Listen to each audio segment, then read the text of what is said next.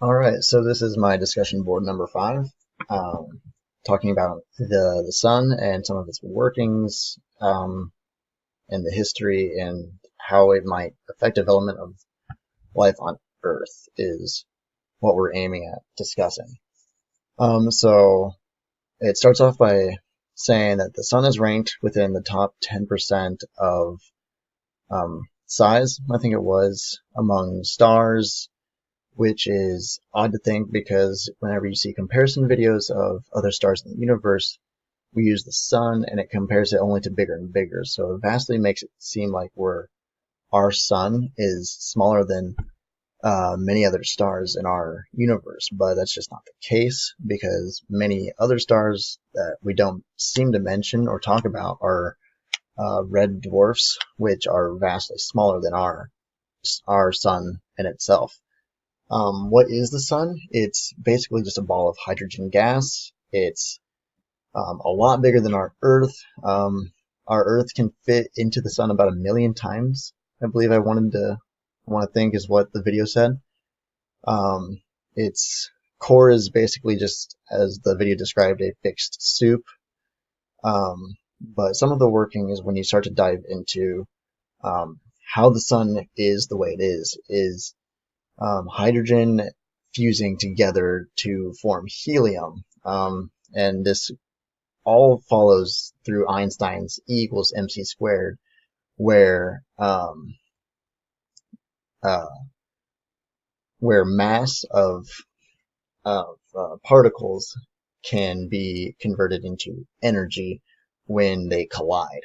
I mean, granted that this takes near like the speed of light, if not, I think is what c squared is in his equation. But daily, um, the sun produces or takes 700 million hydrogen tons and converts it into 695 million tons of helium. This is about the equivalent in energy wise of exploding 400 million like atomic or nuclear bombs per second here. And this explains why we can like see and why we can feel the heat even at the distance that we are here on Earth from the sun. So this fusion of energy occurs in the core, but it's kind of like a hot air balloon where the heat of this energy starts to rise and therefore it starts to escape the core and it goes through the photosphere. Um, or well, first it has to reach through what we call the convection zone. But eventually, when it passes through the photosphere, which is a transparent layer of the sun, it's where it's during this fusion, the energy that's like being released is just insanely hot. But it eventually, as it gets like farther out, it starts to dim, and it dims until it reaches through this photosphere that it's near like visible light for us. So that's why we can see the energy that the sun produces. That's why we can see like a ball of that we call the sun, and eventually that energy will reach the sun's surface, or the layer that we call the corona, which is insanely hot. It's like 1 million degrees, and but this can only be seen during like certain periods, such as like total eclipses, or if you have the equipment, like observatories might with specific telescopes and equipment. Um, so these this energy also interacts with what we call solar wind, which are subatomic particles that move away from the sun at like over 1 million kilometers per hour. When it interacts with this is what helps emit this light and heat away from the sun and gives us what we can see and perceive, and also what we can feel here on Earth as like the heat, summer's heat. Um, so yeah, um, and getting more into this, into the history of this sort of stuff.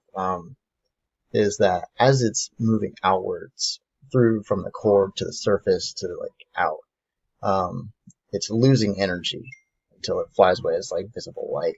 But this process of like fusing and all of this just takes so much time. What we used to think was maybe somewhere near 1,000,000 years, but with more recent data, more measurements taken with the equipment that we have, is more likely around the time of 100,000 to 200,000 years.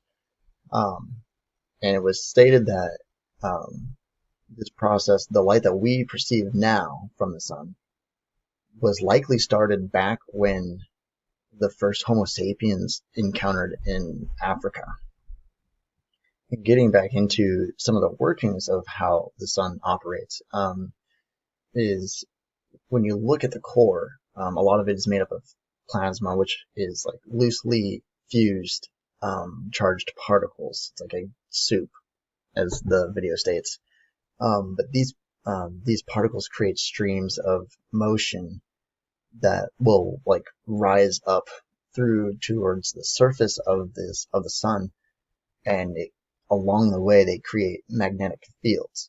Now these streams, as they're moving up, start to heat up until they reach the surface, where they'll start to cool and fall back into the sun. But if they don't fall back into the sun, and they rest on the surface, we'll be able to see these, and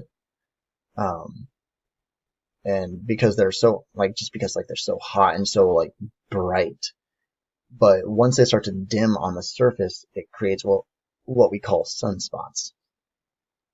And the thing about sunspots is that these can also help, like they can also help emit more energy past what the sun was originally like producing, because these sunspots can be reheated through the magnetic field lines of the plasma, and growing even like brighter and hotter, and thus like producing more energy for the sun to eventually emit out again.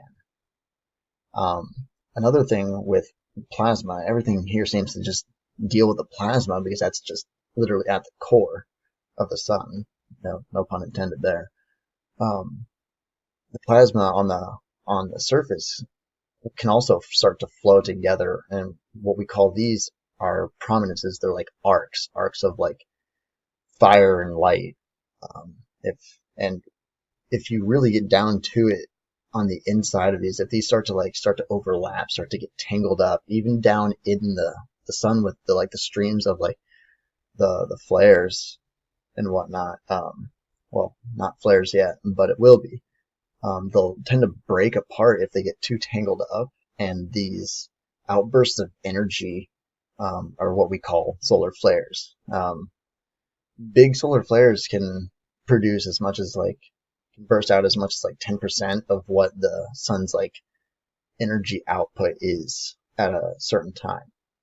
But even bigger than that are coronal mass ejections, which they're similar to a flare, and as the video states, the comparison between a tornado and a hurricane, where the coronal mass ejection is the hurricane, it's just bigger, it's stronger, and it's more likely, if we were to feel something here on Earth, that's what would hit us, is a coronal mass ejection.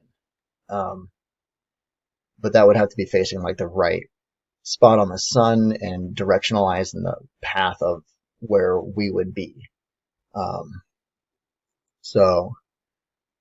And if so much, like say like if something were to happen with a coronal mass ejection, if so much of that energy was to interact with our magnetic fields and our magnetic poles, that's how we get originally, no matter what, like that's how we get the aurora borealis, the northern lights on the poles, is because of interaction between the energy outputted by the sun and how it interacts with our magnetic fields here on Earth, and it creates this aura of light for us to see.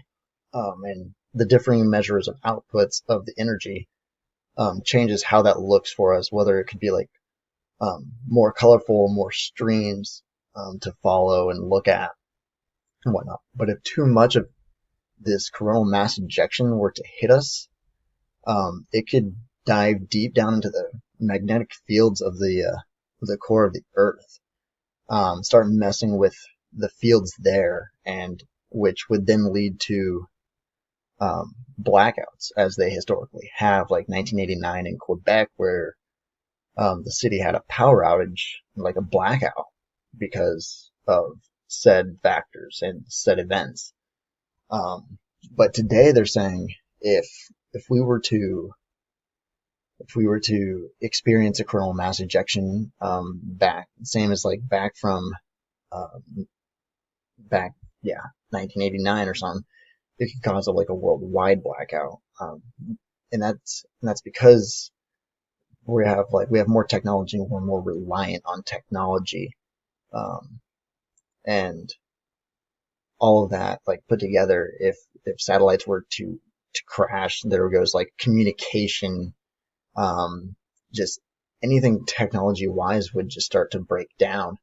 Um, and who knows how long it would take us to like jump on that and fix those issues at the time. He even stated back in 1859 there was an event that had occurred that if I mean, the sun ejected the ejection out the other way, but if it had hit Earth, there was reason to believe that we wouldn't even be here, like me recording this video to give information on this. Um, so, in largely, the effective development of life on Earth is that we depend on the sun.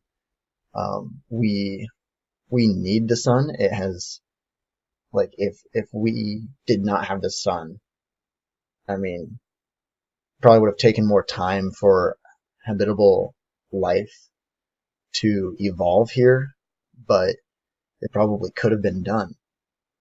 But the thing is that having the sun here gave reason for life to be present. It wasn't there wasn't a need for like more evolution to be like to prepare an advanced life to be living on this earth.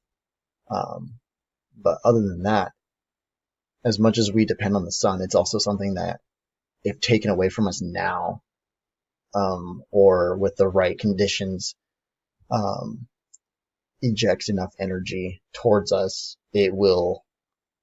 cripple our it will cripple our society and our human race as a whole, and could be the end of Earth as itself. And that's how it can affect all development of life on Earth.